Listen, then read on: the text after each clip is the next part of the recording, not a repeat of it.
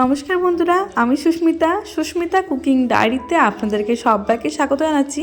আশা করি সবাই আপনারা খুব ভালো আছেন। আজ আমি শেয়ার করব আপনাদের সাথে 1 কাপ আটা দিয়ে একেবারে বাজারের মতো বিস্কুটের রেসিপি। এই বিস্কুটটা যেমন হবে খাস্তা মুচমুচে, তেমনি কিন্তু মজাদার খেতে। আর এই বিস্কিটটা দীর্ঘদিন ধরে স্টোর করেও রাখা যায়। কিছু টিপস আছে, সেগুলো ফলো করবেন, তাহলে একদম বাজারের মতো বিস্কুট আপনারা বাড়িতেই তৈরি করে নিতে পারবেন। তাহলে আজকের রেসিপিটা দেখে নেওয়া যাক। বিস্কিটটা বানাতে প্রথমেই আমি এখানে নিয়ে নিয়েছি 50 ml মতো রিফাইন অয়েল। এরপর আমি এর মধ্যে দিয়ে দেবো 1 টেবিল স্পুনের মতো ঘি। আমি এখানে ঘি দিচ্ছি, আপনারা চাইলে এখানে বাটারও ব্যবহার করতে পারেন। তবে আপনাদের কাছে ঘি বা বাটার যদি না থাকে, তাহলে আপনারা শুধু রিফাইন অয়েল দিয়েও কিন্তু এই বিস্কিটটা তৈরি করতে পারবেন। খুব ভালোভাবে ঘিয়ের সাথে আমার রিফাইন অয়েলটা মিশিয়ে নেওয়া হয়ে গেছে। এরপর আমি এর মধ্যে দিয়ে দিচ্ছি 1/2 কাপ পরিমাণে গুঁড়ো করা চিনি। এখানে আমি 60 গ্রামের মতো গুঁড়ো করা চিনি দিলাম। আপনাদের পছন্দ অনুযায়ী মিষ্টিটা কম বেশি করে নিতে পারবেন। এরপর খুব ভালোভাবে আমি তেলের সাথে চিনিটাকে মিশিয়ে নেব।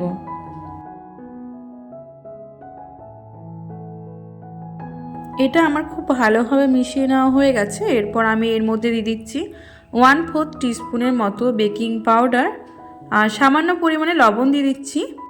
এই বিস্কিটটাতে যদি সামান্য পরিমাণে লবণ দেওয়া হয়, তাহলে কিন্তু বিস্কিটের স্বাদটা আরও বেড়ে যায়। বেকিং পাউডার আর লবণটা দিয়ে আমি আবারও খুব ভালোভাবে মিশিয়ে নেব। বন্ধুরা, আমার খুব ভালোভাবে এটা মিশিয়ে নেওয়া হয়ে গেছে। এরপর আমি এখানে একটা ছাঁকনি বসিয়ে দিলাম। ছাঁকনিটার মধ্যে দিয়ে দিচ্ছি 1.5 কাপ পরিমাণে আটা। এখানে আমি আটার ব্যবহার করছি, আপনারা চাইলে এখানে ময়দার ব্যবহার করতে পারেন। 1.5 কাপ পরিমাণে আটা আমি এখন দিলাম, আরও 1/2 কাপ পরিমাণে আটা আমি পরে ব্যবহার করব। এরপর আমি খুব ভালোভাবে এটাকে ছাঁকনির সাহায্যে ছেঁকে নেব, যাতে করে এর মধ্যে কোনো লাম্প না থাকে। এরপর একটা হ্যান্ড উইক্স দিয়ে খুব ভালোভাবে এটাকে মিশিয়ে নিতে হবে।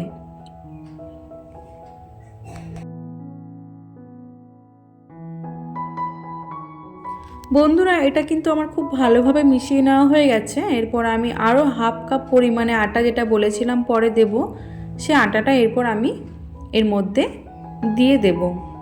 বন্ধুরা, আজকের রেসিপিটা যদি আপনাদের ভালো লাগে, তাহলে অবশ্যই কিন্তু একটা লাইক করবেন আর কমেন্টের মাধ্যমে জানাবেন যে আজকের বিস্কুটের রেসিপিটা আপনাদের কেমন লাগলো।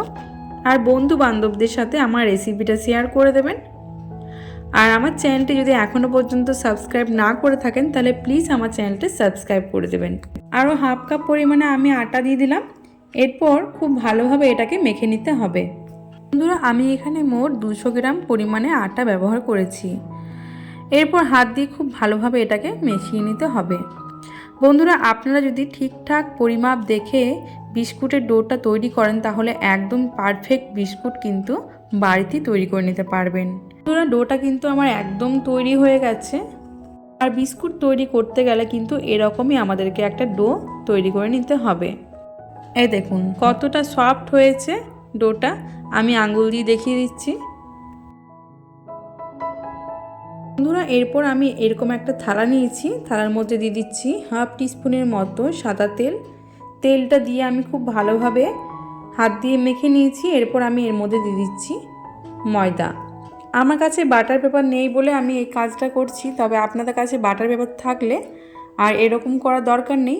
তবে এরকম করলে কিন্তু একদম 100% বাটার পেপারে কাজ করবে।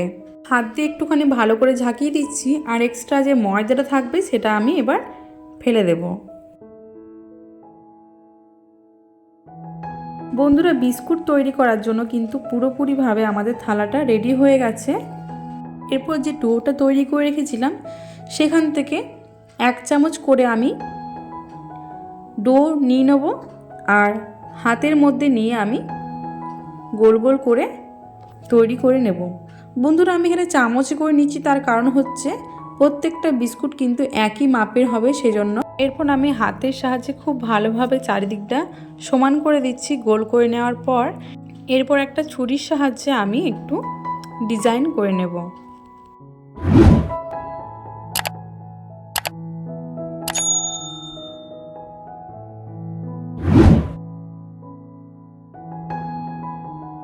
বন্ধুরা আপনাদের যেমন ইচ্ছে সেরকম ডিজাইন এখানে করে নিতে পারবেন। কত সুন্দর লাগছে দেখুন বিস্কুটটা দেখতে, এখন থেকে কিন্তু খুবই সুন্দর লাগছে দেখতে। একটা আমাদের তৈরি হয়ে গেছে, এরকম করে কিন্তু সবগুলো বিস্কুট আমি তৈরি করে নেব।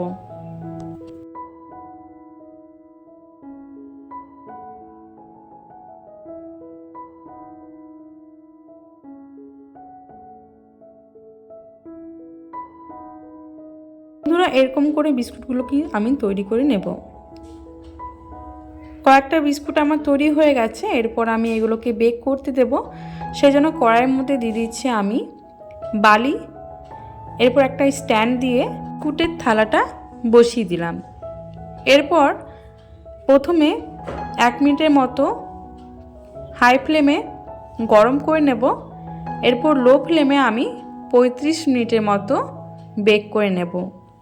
35 মিনিট পর ফিরে এলাম বন্ধুরা। এখন কিন্তু বিস্কুটটা আমাদের মনে হয় পুরোপুরিভাবে রেডি হয়ে গেছে। কতটা ডাবল সাইজ হয়ে ফুলে উঠেছে, এখন কিন্তু অনেকটা পরিমাণে নরম আছে বিস্কুটগুলো। এখন কিন্তু তুলতে যাবেন না বিস্কুটগুলো, যখন বিস্কিটের থালাটা ঠান্ডা হয়ে যাবে তখনই কিন্তু বিস্কিটগুলোকে ছাড়িয়ে নিতে হবে। এখন বিস্কুটগুলোকে তুলতে গেলে কিন্তু বিস্কুটগুলো ভেঙে যাবে। এরকম করে কিন্তু প্রত্যেকটা বিস্কুট আমি বেক করে নেব।